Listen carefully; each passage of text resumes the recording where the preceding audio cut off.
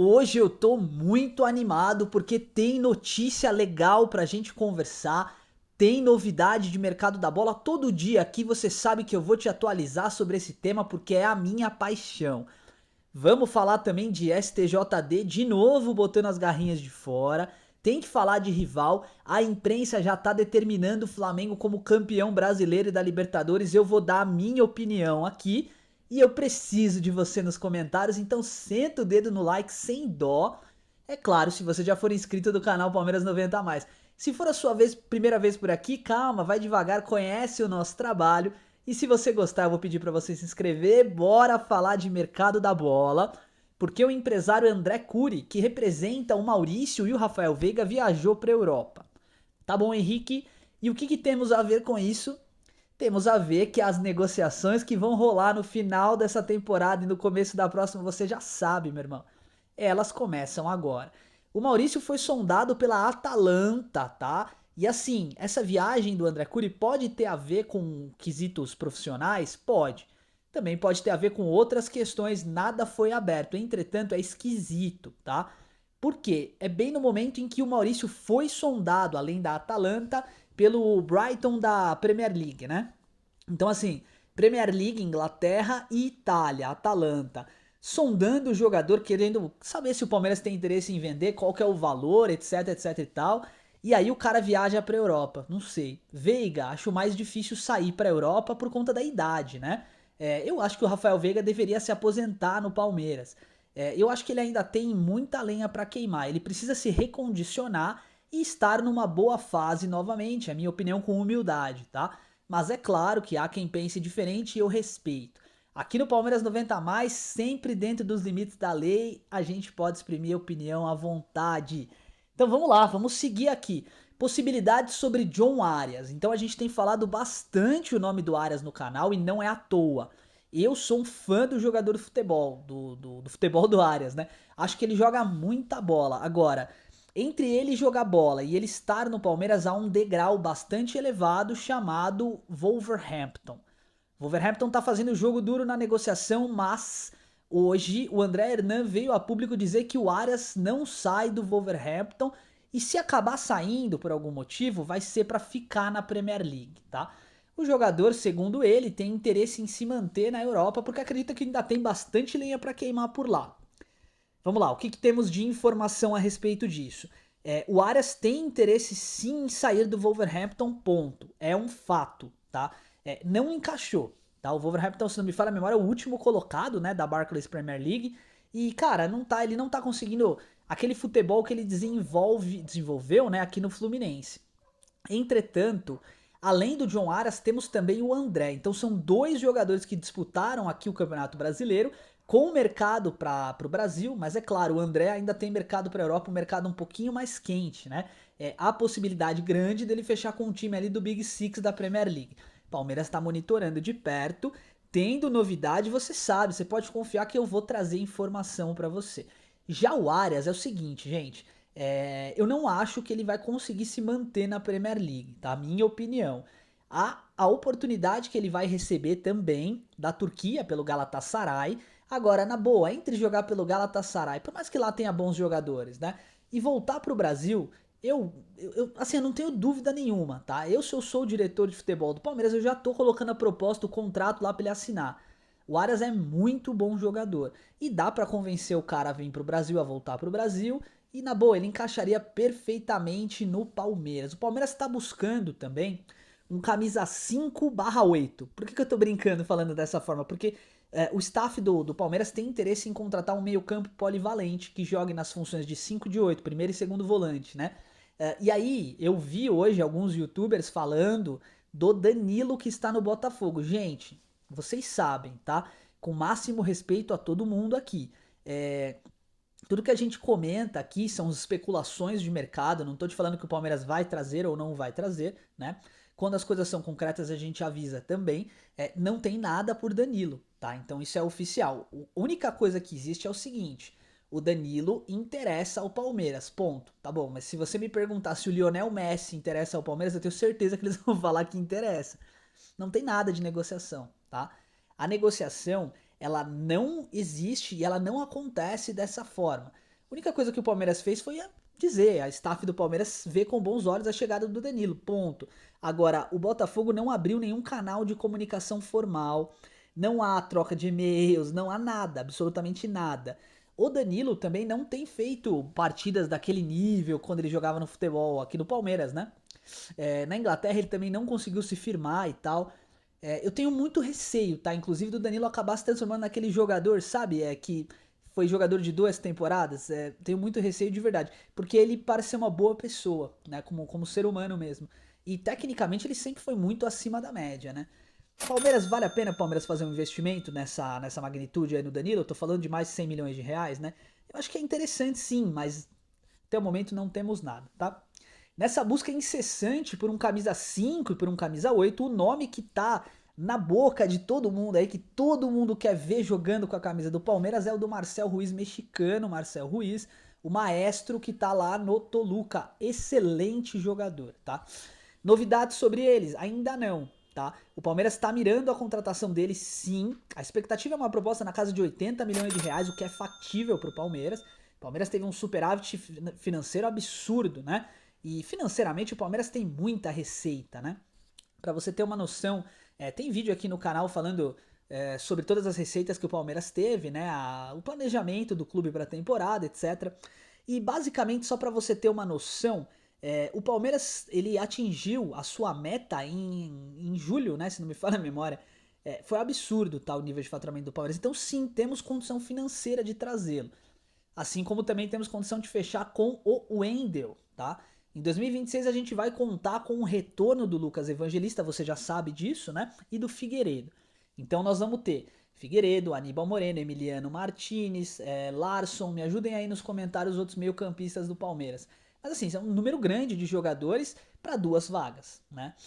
Expectativa oficial. Talvez Emiliano Martinez, talvez não fique no Palmeiras, Palmeiras empreste o jogador, e a gente possa trazer pelo menos 1 ou 2 jogadores.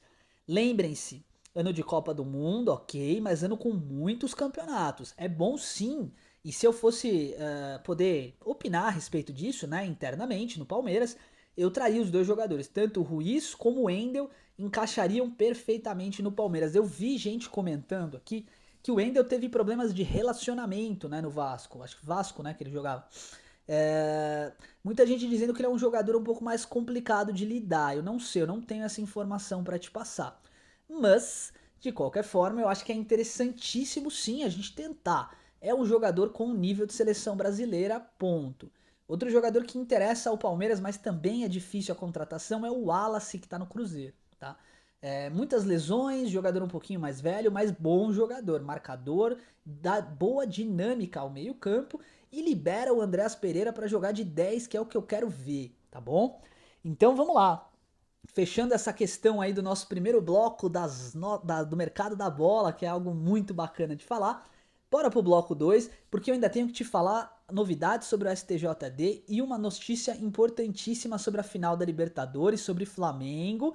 Precisamos falar também aqui sobre Vitor Roque, tem muita coisa legal ainda, fica comigo aqui. Vamos lá. Sobre o STJD, tá? Foi marcado para o dia 24 de novembro, às 11h30, o julgamento, de novo, lá vem eles de novo, né?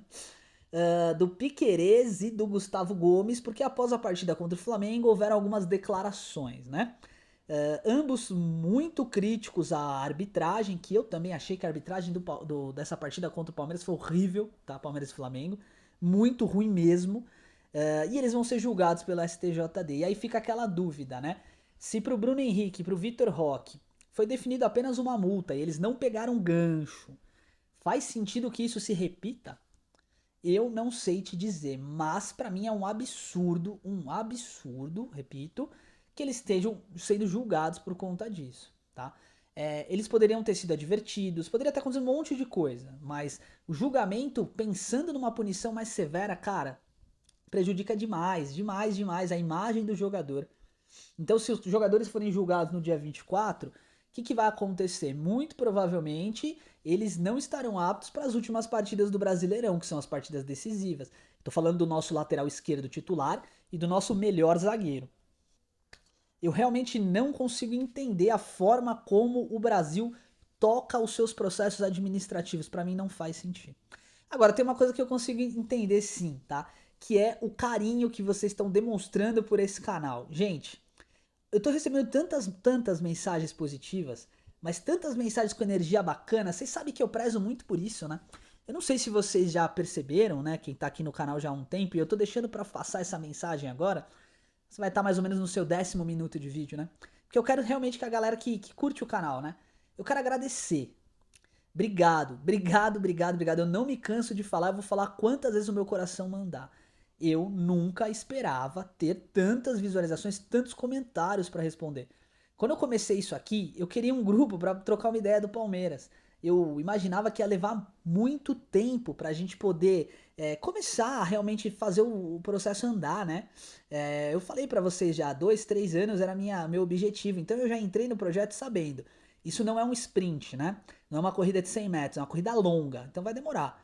Cara, em 4 meses de canal, a gente completa 5 meses agora, ó, dia 21 de novembro, 5 meses de canal. Cara, 11.100 inscritos, mais de 1,5 milhão de visualizações, gente. Obrigado. Obrigado por confiar no nosso trabalho e obrigado principalmente por me aceitarem, tá bom? Vamos lá, que o Giro de Notícias não pode parar. Falando agora sobre Gustavo Gomes, né? Ele vai ser julgado, beleza. E o técnico paraguaio, da seleção paraguaia, vai poupá-lo na partida no amistoso de hoje. E ele disse uma declaração interessante. Ele disse o seguinte, ó: finais intercontinentais são mais importantes do que amistosos, por isso eu vou poupar o Gomes. Pensando na final da Libertadores. Mas aí deixa eu te fazer uma pergunta, meu amigão. Por que você convocou os caras então? Não fez sentido, né? Eu concordo com ele. Essa data FIFA foi bizarra, né?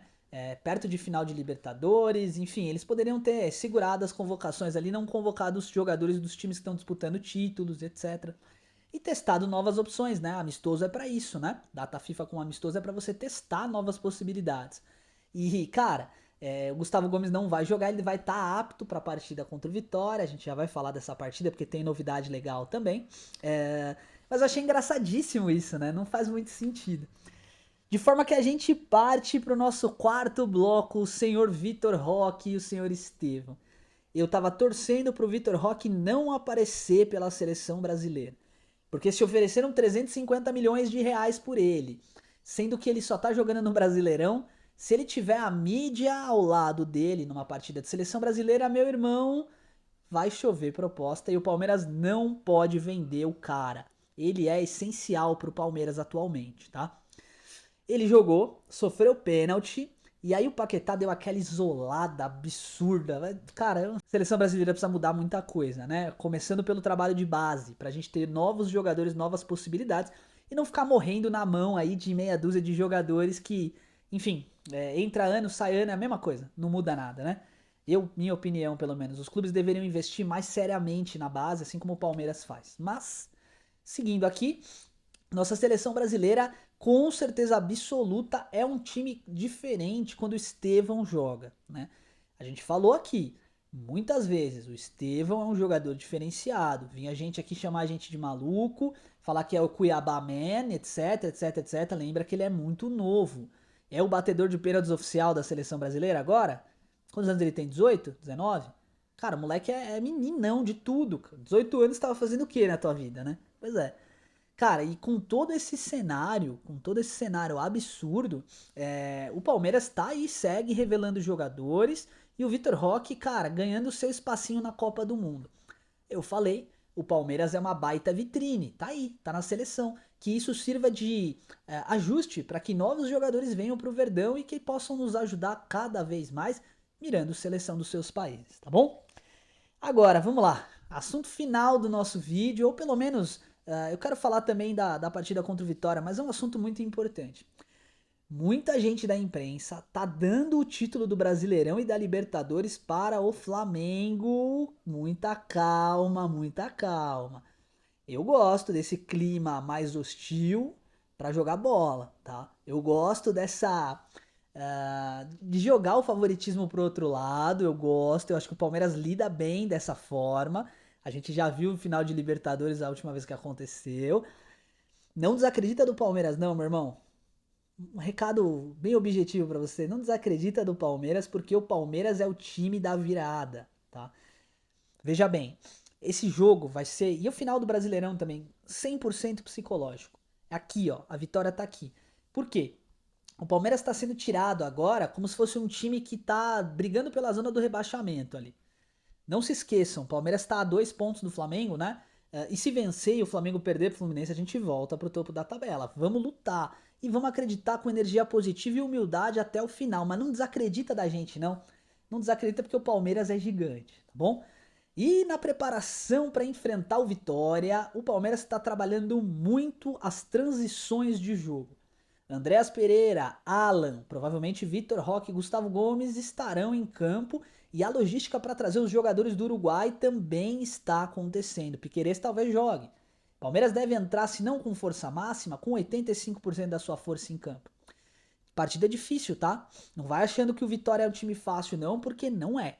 De qualquer forma, as transições foram muito treinadas, trabalho em campo reduzido, informações públicas, os jogadores o treinador do Vitória já tem essas informações, tá bom? Vai ser uma partida extremamente complicada, mas o Palmeiras tem que ganhar, tá?